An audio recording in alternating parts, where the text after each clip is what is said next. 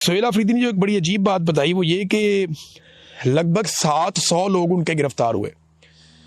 यानी ये जो सुहेल अफरीदी ने दौरा किया लाहौर का, इस बीच में पंजाब हुकूमत ने 700 के करीब लोगों को गिरफ्तार किया इस दौरे की वजह से कि जनाब लोग निकले ना, बाहर ना आए। तो आप अंदाज़ा करें कि 700 बंदा तो PMLN की पूरी तहरीक में कभी गिरफ्तार नहीं हुआ।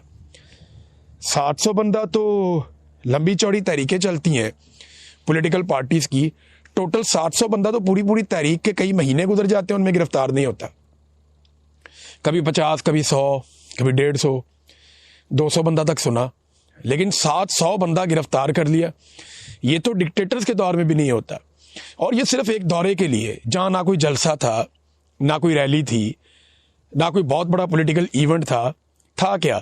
सिर्फ चंद मुलाकातें करनी थी, चंद जगहों पे जाना था, थोड़ा सा मोटिवेट करना था अपने वर्कर्स को, और पॉलिटिकल एक्टिविटीज थी।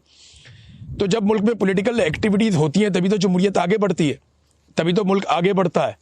लेकिन उनको भी पाकिस्तान में बैन कर दिया गया है। सूरत हाल आपके सामने है नाज़रीन, और ये पाकिस्तान की एस्टेब्लिशमेंट का किया धड़ा है। और नवाज शरीफ बी टीम के तौर पे काम कर रहे हैं, जरदारी साहब बी टीम के तौर पे काम कर रहे हैं। यानी अगर कोई कभी समझता था कि पीपल्स पार्टी के अंदर कोई जमहूरियत बाकी है या उनके अंदर कोई जमहूरी इक़्तिदार है, तो वो अब इस बात को भूल जाए। उसकी एक वजह है कि पाकिस्तान पीपल्स पार्टी ने, जो बिलावल ने और जरदारी साहब ने, दोनों ने मिलकर जो फील्ड मार्शल साहब की खुशामद की है कल मोहसिन नकवी साहब की मौजूदगी में, यानी बेनज़ीर भुट्टो की बरसी है और खुशामद हो रही है फील्ड मार्शल आसिम मुनीर की। ये लोग तो हमेशा ये कहते थे कि जर्नैलों ने पाकिस्तान को तबाह किया और जर्नैलों ने सारे इख्तियारात अपने पास रख लिए, जर्नैलों को सियासत में मुदाखलत नहीं करनी चाहिए, जर्नैलों को खारजी और दाखिली मामलात में मुदाखलत नहीं करनी चाहिए। लेकिन अब ये जर्नैलों की तारीफें कर रहे हैं, फील्ड मार्शल की तारीफों में ज़मीन आसमान के कलाबे मिला रहे हैं। वजह पता क्या है? वजह यह है कि इनको ये समझ आ गई है कि अवामी मकबूलियत इनके पास नहीं है। इन्हें ये पता चल गया कि अवाम तो हमारे हाथ से निकल गई, आइंदा अपने पब्लिक के वोट से तो आना नहीं, धांधली वांधली करके कोई 2 नंबरी करके कुछ सीटें जीत जाएंगे, लेकिन हम इक़्तिदार में नहीं आ सकते, क्योंकि पाकिस्तान तहरीक इंसाफ ने हमसे ये मार्जिन ले लिया है और अवाम उनके साथ खड़ी हो गई है। लिहाजा अब फौजी बूटों के ऊपर बैठ के, तस्मों के साथ लटक के हम इक़्तिदार में आ सकेंगे। तो बाप बेटा वही काम कर रहे हैं जो दूसरी बाप बेटी कर रहे हैं।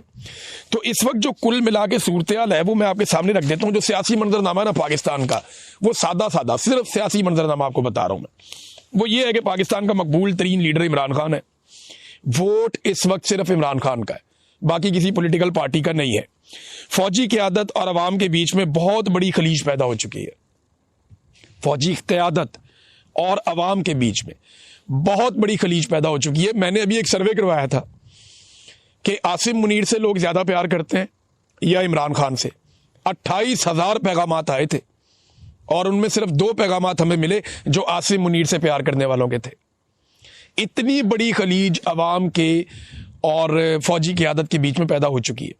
और ये फौजी क़यादत ने अपनी हरकतों से, अपने कामों से, हलफ को तोड़ने से, अपने हलफ से गद्दारी करके खुद ये खलीज पैदा की है। और ये एक दफा में नहीं हुआ, ये लगातार चलते चलते कई दहाइयों में यहां तक पहुंचे हैं। अब इमरान खान साहब ने आखिरी धक्का लगाया तो बिल्कुल ही बात एक साइड पे होगी। अच्छा, फिलहाल जो रवायती सियासी जमातें हैं जिनमें इस वक्त का हुकूमती इत्तेहाद शामिल है, उनके अंदर कोई गुंजाइश नहीं है, यानी वो अवाम में जाने के काबिल नहीं है, वो इस वक्त पब्लिक में नहीं जा सकते। और ये चीजें बदलने का या जल्द बदलने का किसी किस्म का कोई इम्कान भी नहीं है। तो ये है पाकिस्तान का सियासी मंजरनामा। तो सुहेल अफरीदी साहब ने अपना दौरा मुकम्मल किया, सहाफ़ियों से भी उन्होंने मुलाकातें की, अलग अलग सेशंस किए और बड़ी तादाद में वो सहाफ़ियों से मिले। उनसे भी जो PMLN के बयानिए को टो करते हैं, उनसे भी जो एंटी पाकिस्तान तहरीक इंसाफ या इमरान खान के खिलाफ है, उनसे भी मिले। ब्यूरो चीफ से भी उन्होंने मुलाकातें की और खुलकर उन्होंने सहाफ़ियों से कहा जी आप सवालात करें। तो यहां पे वो बदतमीजी और हुल्लड़बाजी तो नहीं हुई, लेकिन आरिफ हमीद भट्टी साहब ने, क्योंकि बड़े सीनियर सहाफ़ी हैं लाहौर के, अगर चंद सीनियर वर्किंग जर्नलिस्ट अगर आप अलग करें लाहौर के, तो उनमें आरिफ हमीद भट्टी सफ़े अव्वल के सहाफ़ियों में से एक हैं। तो उन्होंने कहा कि मैं माजरत चाहता हूँ जो आपके साथ, क्योंकि आप मेहमान हैं, जो आपके साथ सलूक किया नाम नहाद सहाफ़ियों ने, उसके ऊपर मैं माजरत चाहता हूँ। तो इस पर सुहेल अफरीदी साहब ने बहुत बड़े दिल का मुजाहरा किया। उन्होंने कहा नहीं, हम पंजाब से हमारा कोई शिकवा नहीं है, आपसे हमारा कोई शिकवा नहीं है, तो कोई ऐसी बात नहीं है। और दूसरा, जब ये पूछा गया कि मीना खान अफरीदी का जो जवाब था उसको आप क्या समझते हैं? तो उन्होंने कहा जी इसको जस्टिफाई नहीं किया जा सकता, वो नामुनासिब था।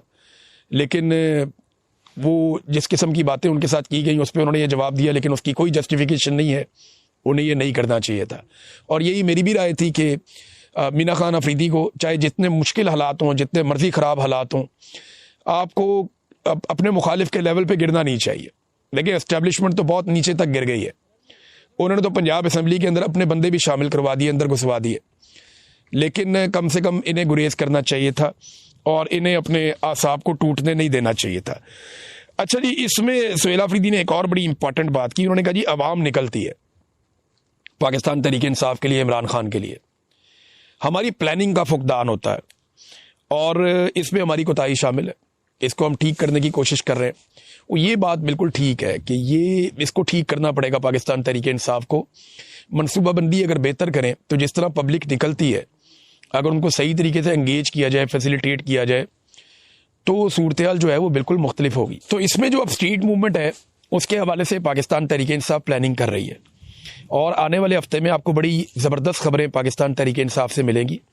और ग्राउंड वर्क इन्होंने तकरीबन कर लिया है कि इन्होंने किस तरीके से ग्राउंड पे जाना है, जो पेपर वर्क है वो कर लिया, प्लानिंग इन्होंने कर ली है और ये एक बड़ा लंबा चौड़ा मनसूबा है जो पाकिस्तान तहरीक इंसाफ ने बनाया। देखें, जब स्टूडेंट आएंगे आगे और वो ग्राउंड वर्कर्स आगे आएंगे जिनको ये पता है कि ग्राउंड के ऊपर लोगों को क्या इस वक्त सोच है, किस तरीके से उनके बीच में जाना है, कैसे लोगों को मोटिवेट करना है, कैसे लोगों को इकट्ठा करना है एक नुक्ते के ऊपर, तो इन्हें इस बात का आइडिया है और ये यही काम करने जा रहे हैं। अभी ग्राउंड के ऊपर जो चीज़ें हैं, क्योंकि अभी इन्होंने खुद पाकिस्तान तहरीक इंसाफ ने अनाउंस नहीं की, तो मैं भी अभी अनाउंस नहीं करूंगा, लेकिन मेरी इनके सोर्सेज से बात हुई। जो थोड़ी बहुत मैं आपको हिंट दे देता हूं वो ये है कि आने वाले वक्त में पाकिस्तान तहरीक इंसाफ लोगों में बहुत अंदर जड़ों तक जाएगी और एक ऐसी तहरीक आपको चलती हुई पाकिस्तान में नजर आएगी जिससे वो हर पाकिस्तानी को जोड़ने की कोशिश करेंगे, एक ह्यूमन चेन बनाएंगे पूरे के पूरे खैबर पख्तूनख्वा में, बलूचिस्तान में, सिंध में और पंजाब में। इसके अलावा सुहेला अफरीदी ने कहा कि नेक्स्ट अब मैं कराची भी जाऊंगा और सिंध का दौरा करूंगा और साथ ही साथ उन्होंने बताया कि मुज़ामत होगी तो मफामत होगी। एक सवाल के जवाब में उन्होंने कहा, देखिए ये बड़ा सिंपल फार्मूला है कि आपको मुज़ामत करनी पड़ती है टेबल टॉक के लिए। जब तक आप इस निज़ाम को ये नहीं बताएंगे कि निज़ाम अब आपका मुकाबला नहीं कर सकता, तब तक निज़ाम आपके साथ टेबल पर नहीं बैठेगा। इस वक्त जो फील्ड मार्शल आसिम मुनीर है, उन्हें बैरूनी मदद हासिल है, अमेरिका उनके साथ है, बहुत सारे मुल्कों में उन्होंने अपने मफादात बना लिए हैं, ताल्लुकात बना लिए हैं। इमरान खान साहब को वो जेल में रखने में अब तक कामयाब है और वो इमरान खान साहब को छोड़ना भी नहीं चाहते। जब तक के हालात उनके लिए मुश्किल नहीं होंगे तब तक वो बैठने के लिए आमादा नहीं होंगे, ये बात सब लोग जानते हैं। और जब तक वो बैठेंगे नहीं तब तक उनको सियासत से बाहर नहीं किया जा सकता, क्योंकि देखिए डिक्टेटर के पास ना सियासत में करने के लिए कुछ नहीं होता, वो जब भी बैठेगा उसको पीछे ही जाना पड़ेगा।